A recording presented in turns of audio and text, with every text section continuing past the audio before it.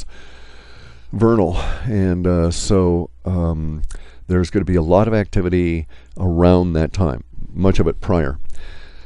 So that's an issue of the silver. We're also going to see silver show up. We have another temporal marker that we think is developing relative to silver and mining, and a failure of a mine somewhere from some form of let's just call it a natural disaster. Probably it was, they fracked too close to the mine and the mine's going to collapse, something like that. But in any event, it's going to break down. Now, some of the other things we need to run through is that we're looking for, weather related, we're looking for a couple of things to come on up here fairly quick. One of us is going to be some stories about soil death in Australia. This is not a good thing because they'll have discovered that the heat and the fire combinations has actually led to areas where the nitrogen cycle is broken down. Whether we'll see it soon or not, I don't know. We may see a story speculating that. That's a very good temporal marker for some upheaval that's going to occur in Australia relative to, let's say, the social order, meaning political order, and the will of the people versus the asshole politicians. So that's coming on up, and that was in effect and going on long-term disturbances that'll be going on at the time of the global coastal event. So I expect that there will be contention, some form of long-term political emotional outburst or emotional pressures will break out at this time, and the trigger will be the weather and the fire and some of the other reports that will be coming out about probably government incompetence and ineptitude. Okay, and so now relative to the northern hemisphere, it does look like we're still going to get hit in North America with the collapse of the polar vortex, and that'll go down over towards the southeast. That won't be good. It'll be really, really cold. I don't have any indication as to how long it's going to last. It's a temporal marker in and of itself, this breaking up of the polar vortex, and we're seeing some of the other woo-woo stuff coming out of the Space Gulf Arts entity also showing up. So, basically we're on track with our longer-term forecasts from that particular set, all of which include, unfortunately, the global coastal event. So those things are going to be popping up over this next week, and then further with the silver and the weather. The weather is going to be a big issue, bigger issue even than we have now.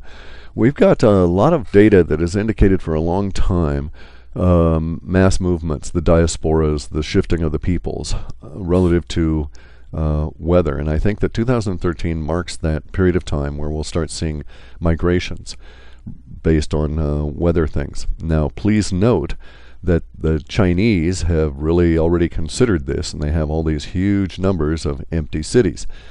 There used to be a lot of speculation that, they're doing it simply to keep their construction industry afloat because of this particular article that was written in, I think, 1937 or something, in which this economist related the out-of-control construction industry, which there's just simply no brakes on it in capitalism, and how construction was a primary key component of a healthy single-state economy. The statist economy depends on the construction industry.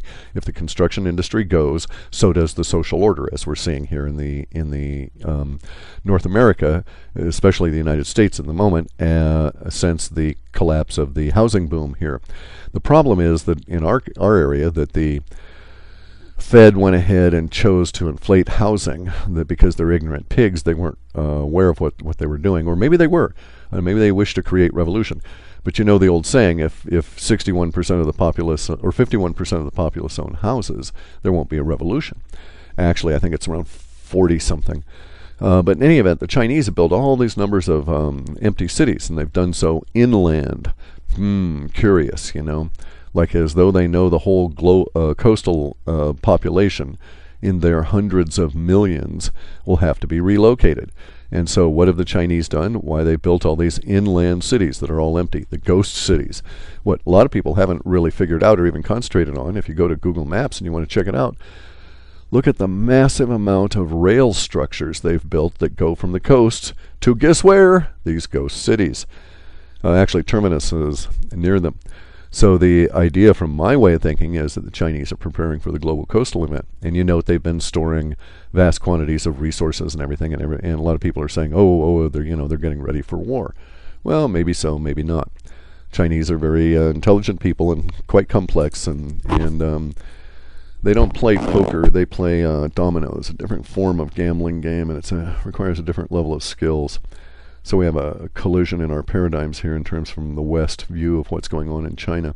All of these things could be easily explained by the government knowing about, being ready for the upcoming global coastal event.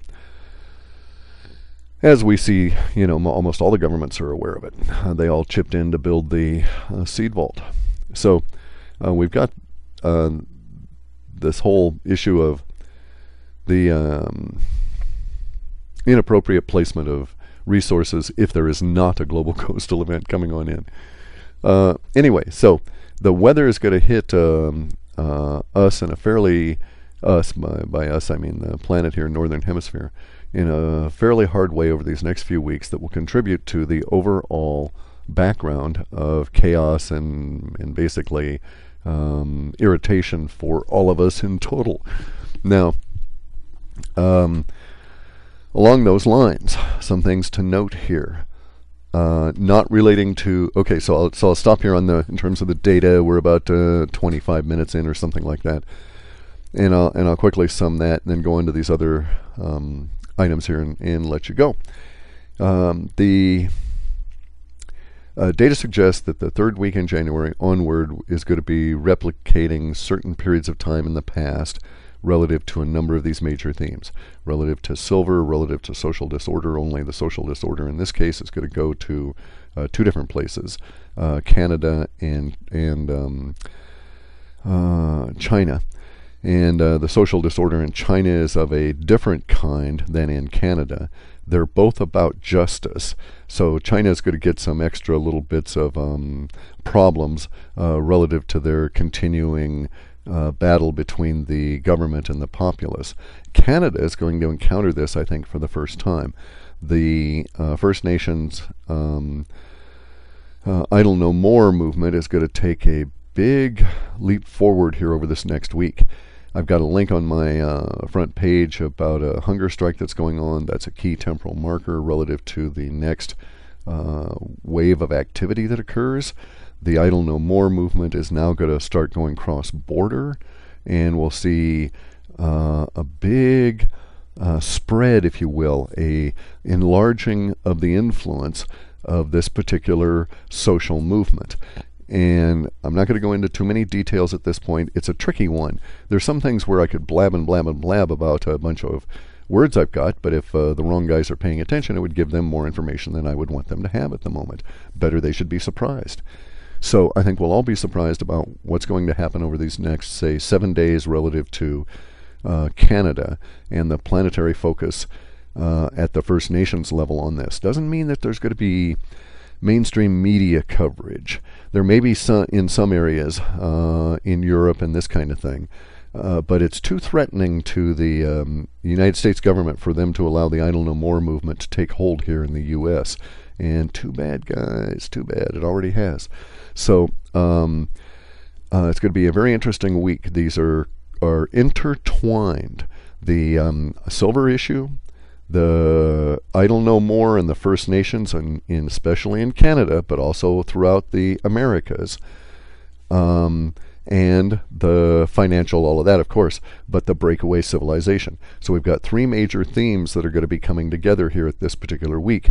I may be able to do another Wujo. I've got a radio interview promised for next Sunday, and maybe we can go into it then if these temporal markers show up. But this intertwines, this ropes between three people, if you will, the breakaway civilization, the First Nations people, and the minion class is going to be really exposed. This whole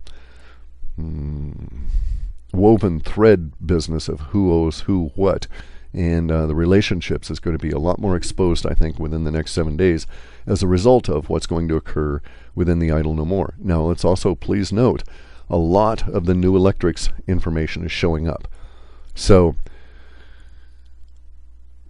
without regard to its cause, the new electrics are starting to pop up on their own, and the individuals involved are replicating some of the broader forecasts we've made.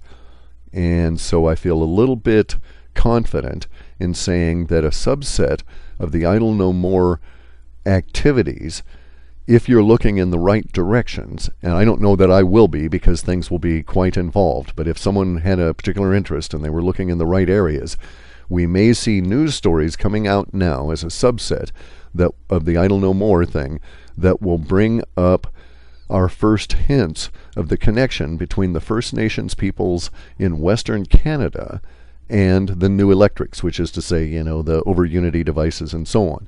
Remember, we have this weird connection between Siberia, South Africa, and Canada at the hardware level, if you will, of the manufacture of these over unity devices or new electrics or free energy, whatever you want to call them, 0 point, or ZPMs. 0-point modules. Now, that's the hardware, is this particular little triangulation. Siberia, South Africa, Canada, and in that order. And we've seen the Siberia, and we've seen part of the South Africa stuff start to show up, so I'm thinking that along with these other things, especially with the First Nations Idle No More movement about to take this big jump up, that in the background, that's when we're going to get the emergence of the Canadian connection. And that's really cool, because it means we're getting close. Not necessarily months, but within my lifetime, kind of close for a huge breakthrough here. Now, there's also if you will, the software layer, the engineering, the physics, and so on, and that involves specific individuals that are related to India, Italy, and North America, with a very strong nexus in northern Italy, and that connection series is starting to pull together. So again, we're fairly close. Another temporal marker relative to that is falling, and I'm actually looking. I'm going to spend a few hours setting up some spiders to go and hunt for me, but I'm actually going to be looking for this occurrence of the Canadian stuff to start emerging over this next week, and that's going to be kind of cool.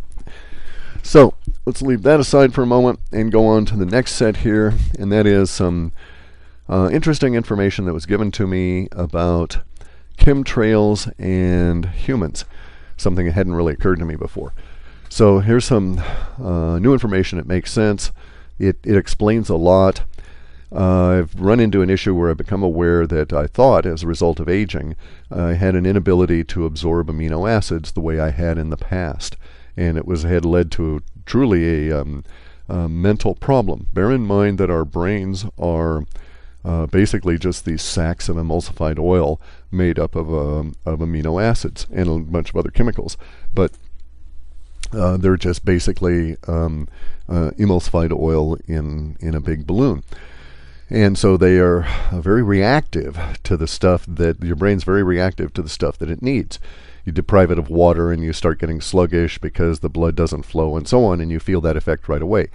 If you deprive it of essential amino acids, it may take a while, as was my case.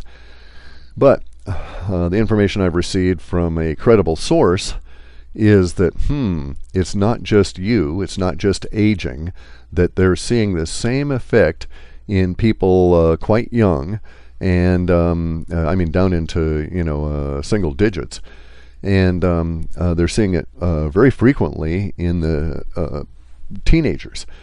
In hospitals now, they don't know what they're really looking at. There's a number of words that are showing up relative to it in which they're trying to define it as syndromes and stuff.